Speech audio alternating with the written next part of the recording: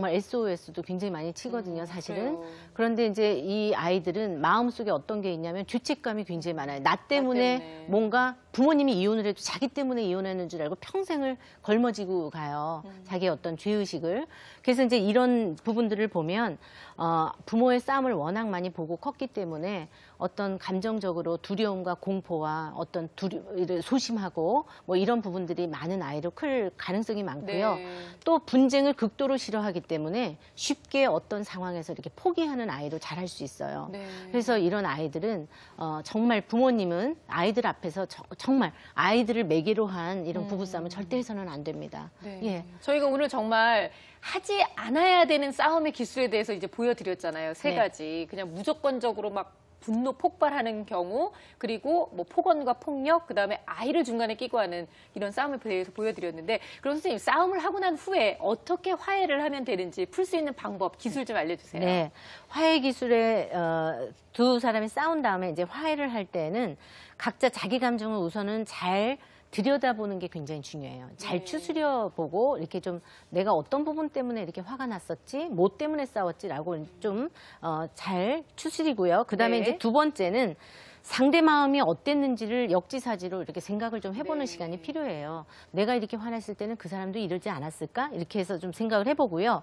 또 세 번째는 상대한테 미안한 것이 있으면 미안하다고 정확하게 이야기해 주시는 게 중요해요. 여기에서 주의사항이 있는데 내가 너한테 미안한데 대자 붙이는 거는 이건 절대 있어서는 안 됩니다. 미안한데 사실은 이래. 뭐 네. 뒤에 자기 얘기를 또 하는 거잖아요. 네, 그러면 미안한 게 안 돼 버려요.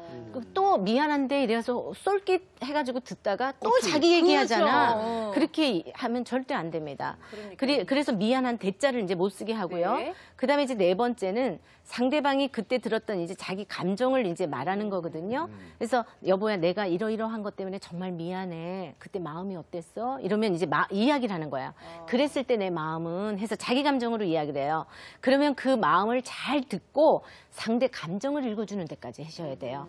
그럴 때 정말 서운하고 억울하고 너무너무 많이 힘들었지. 이렇게 이제 마음을 읽어주셔야 돼요. 그렇게 이야기를 해주면 이게 또 중요한데요.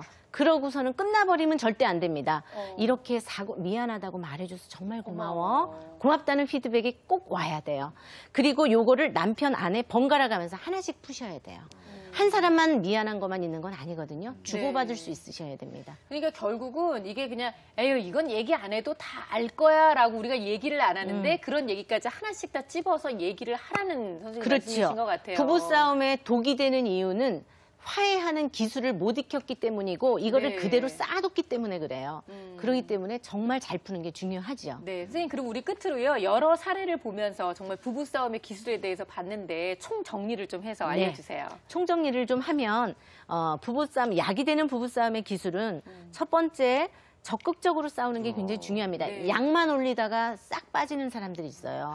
진짜 나쁘죠. 네. 예. 그렇기 때문에 적극적으로 싸워주시는 게 굉장히 중요하고요. 아 그러면은 열 내가지고 막 화나고 말 크게 하는 사람만 나쁜 사람 된다니까요. 네. 네. 그래서 적극적으로 싸우고 두 번째는 주제를 가지고 한 가지씩 싸워주셔야 돼요. 왜냐하면 너무나 많은 주제로 또 이렇게 넘어가면 그때 이제 약간 스톱해 주셔서 그거는 나중에 이야기하기로 하고 오늘은 이 부분에 대해서 더 이야기를 하자. 이렇게 이야기를 해서 이게 김생민 씨가 싫어하는 그거잖아요. 한 가지씩. 15년 전 있었던 일까지 꺼집어내가지고 얘기하는 이런 거. 그래서 한 가지씩 하고 그다음에 이게 분노가 이게 아까 이제 가정폭력 이런 어떤 폭력적인 상황이 될 것 같으면 타임아웃 신호를 만드셔야 돼요. 잠깐 쉬자. 네, 그래서 타임아웃 이러면 무조건 중단하셔야 돼요. 이거는 상호 지켜주셔야 돼요. 그래서 각자 추스리는 시간을 가지고 다시 이야기를 하는 거예요. 그리고 네 번째는 오래 끌면 안 됩니다.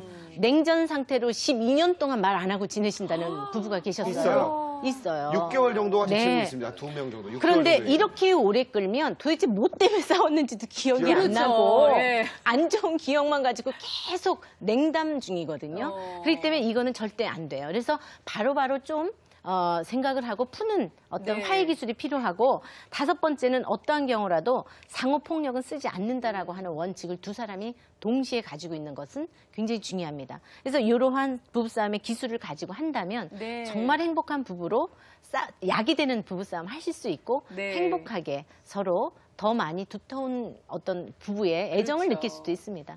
그래요. 살다 보면 안 싸울 수가 없는 것 같아요. 근데 어차피 해야 되는, 피할 수 없는 부부싸움이라면 오늘 가르쳐드렸던 기술을 좀 잘 익히셔서 연마하셔서 정말 약이 되는 부부싸움을 해보시기를 바라겠습니다.